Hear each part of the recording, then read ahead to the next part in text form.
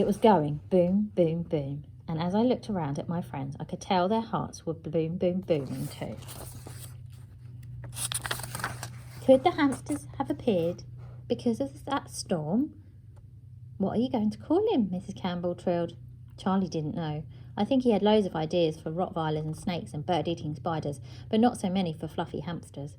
I have an idea. Let's each write a name on a piece of paper and fold it in half. Then we'll put our hamster names in a bowl, and Charlie, you can pick out one at random, suggested Mrs. Campbell, rushing to get some paper and pens. We all scribbled down our ideas and dropped them into the bowl. My hamster will officially be known as, Charlie said, as he plunged his hand into the bowl. And, would you believe it, he pulled out the name I had written. Gangster the hamster, Charlie announced. Everyone laughed and said what a cool name Gangster was for a hamster. Everyone except the grown-ups. Gangster isn't a real name, Charlie. You'll have to choose a different name from the bowl, Mr. Party Poopy and Campbell said. So Charlie chose again, which was totally out of order if you ask me. My hamster's new name is Mr. Fluffles, Charlie read out, and this time his parents looked relieved. Mr. Fluffles isn't a real name either, I argued. Charlie can call his hamster whatever he likes, Mrs. Campbell said. Except Gangster, I replied, and she gave me a look that seemed to have the same effect as Mum's kid shutter-upper. Charlie let Mr. Fluffles run around on the floor for a bit, and we all watched. He was cute, but pretty boring. Mr. Fluffles didn't really do anything. So Ronnie flicked a piece of leftover popcorn from the fairground towards him, and we watched the hamster store it in his cheek pouch. That was about as exciting as Mr. Fluffles got. Charlie sighed with disappointment at not getting something remotely wild or dangerous. I guess Mr. Campbell realised as he scooped up Mr. Fluffles and put him back into his cage to take up to Charlie's bedroom. As it's a special day, he announced before he left, you can stay up till midnight. When?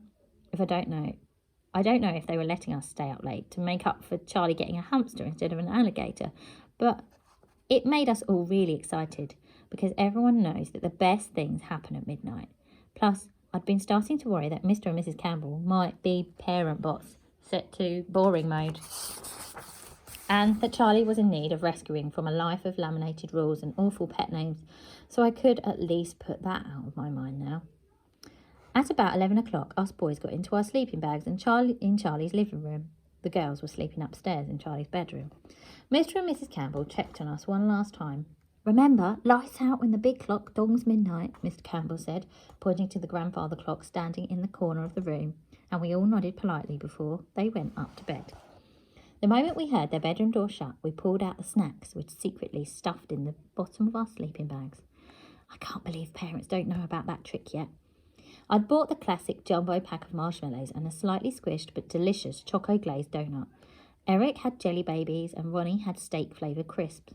But then Charlie laughed at us as he unlocked and opened a door just off his living room to reveal a cupboard full of sweets. It's beautiful, whispered Eric. It's amazing, I added. Mush, mush, mush, mumbled Ronnie through a mouthful of crisps. It's all the stock for Mum's shop, Charlie grinned. You stole the key? Eric gasped. Don't be daft. She always let me have the key on my birthday. Dig in. With that, he dived into this sugary cave of wonders. We were all whispering until Charlie told us that his dad snores so loudly that his mum has to sleep with earplugs in, so we could make as much noise as we liked and they'd never wake up. Bonus. Mr. and Mrs. Campbell were quickly becoming the coolest parents ever. We chatted and laughed as we shared out handfuls of jelly beans and Smarties and crisps. And dong! Midnight. Go to bed. It sneaked up on us like a wizard wearing an invisibility cloak, and from the corner of the room the old grandfather clock was chiming its order to go to bed. But with no chance of waking up Mr. and Mrs. Campbell, we just ignored the chimes of the clock until... Shh! Ronnie, hushed us. Do you hear that? We all listened. As the clock dinged its last dong, the bell turned into screams. It's upstairs. It's the girls, Eric gasped. He was right. They were screaming. Me, Charlie, Ronnie and Eric legged it up the stairs as fast as we could, ready to be the heroes that saved the sleepover. Frankie Brown saved sleepover. But the moment we crashed through Charlie's bedroom door, we skidded to a stop at the sight in front of us.